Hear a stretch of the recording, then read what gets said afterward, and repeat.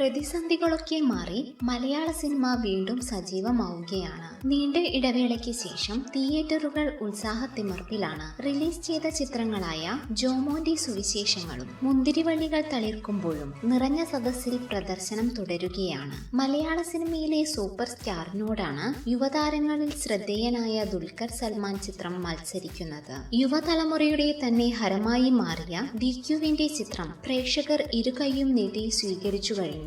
മുൻപൊരിക്കലും കാണാത്ത രൂപഭാവത്തിലാണ് ജോമോനിൽ ദുൽഖർ പ്രത്യക്ഷപ്പെട്ടത്. 100 കോടി ചിത്രമായ പുലിമുരുകന് ശേഷം തിയേറ്ററുകളിലെത്തിയ കുടുംബ ചിത്രമാണ് മുന്തിരിവള്ളികൾ തളിർക്കുമ്പോൾ. സാറ്റലൈറ്റ് വിതരണത്തിൽ ഇരു ചിത്രങ്ങളും തമ്മിൽ കടുത്ത മത്സരത്തിലാണ്. മോഹൻലാൽ, മമ്മൂട്ടി, ദിലീപ് എന്നിവരുടെ ചിത്രങ്ങളുടെ സാറ്റലൈറ്റ് വിതരണാവകാശത്തിനായിരുന്നു മുൻപ് കൂടുതൽ ഡിമാൻഡ്. എന്നാൽ ഇപ്പോൾ സ്ഥിതിഗതികളാകെ മാറിമറിഞ്ഞു. 6.10 കോടിക്ക് മഴവിൽ മനോരമയാണ് ജോമോന്റെ സുവിശേഷങ്ങളുടെ സാറ്റലൈറ്റ് വിതരണാവകാശം സ്വന്തമാക്കിയത്. കുടുംബ പ്രേക്ഷകരുടെ സ്വന്തം സംവിധായകനായ സത്യൻ അന്തിക്കാടും യുവജനതയുടെ ഹരമായി മാറിയ ദുൽഖർ ചിത്രത്തിന് വൻ സ്വീകാര്യതയാണ് ലഭിച്ചുകൊണ്ടിരിക്കുന്നത്. ക്രിസ്മസിന് റിലീസ് ചെയ്യുമെന്നറിയിച്ച ചിത്രം സിനിമാ പ്രതിസന്ധി കാരണം അനിശ്ചിതമായി നീളുകയായിരുന്നു. 5.80 കോടി രൂപയ്ക്കാണ് മുന്തിരിവള്ളിയുടെ വിതരണാവകാശം സൂര്യ TV സ്വന്തമാക്കിയത്. പുലിമുരുകന് ശേഷം ഇറങ്ങിയ